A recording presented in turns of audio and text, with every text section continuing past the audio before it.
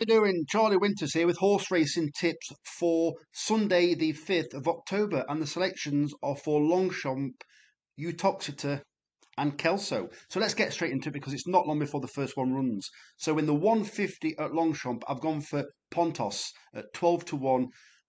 It looks like it's drawn pretty well. It normally favours low numbers on really bad ground, and it is bad ground. There's been far worse ground, but very soft. It's going to be testing. It does normally favour those drawn near that near the rail. There are a lot of fancied horses near the rail.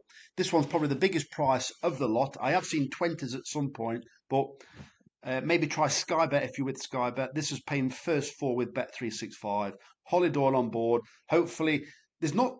I know it's one of the best sprint races like in the world, but there isn't bags of pace right next to it. So hopefully he can get out and bag the rail if that is the favoured rail. And then I'm not saying something won't beat it, but 12 to 1, I think it's too big a price. The next selection is in the Prix de l'Arc de Triomphe. It's Aventure at 9 to 2 in the 5 past 3 at Longchamp. It's the obvious one. It's the obvious alternative for me. Loves the ground. Probably would like even worse ground. Ran behind Blue Stocking last year. It was classed as not the best Longchamp last year, but I think it's very similar to this year. I think that there are one or two that have got chances. The ones that could win the race or big price outsiders aren't really proven on the ground. I think that a Sheen Murphy ridden horse, the Japanese one, has got a chance. It stays a lot further, but does it go on the ground? That's the problem. It ran on good to soft last time. That would have been one of my fancies if it had got some kind of British, Irish, or European breeding where I could have a good look to see if the horse does actually go on very soft ground. We don't know, so I'm going for the more obvious one, and it's Aventure. The third selection is Mavis Pike. It's in the 248 at Uttoxeter. It's been hurdling last year. This year it goes over chase fences.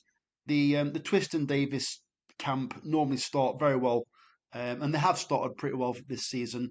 And it's an interesting selection. I expect it to take to chase fences no problem, but you never know until it jumps that first one in public. So yeah, Mavis Pike at 4 to 1 in the 248 at Uttoxeter.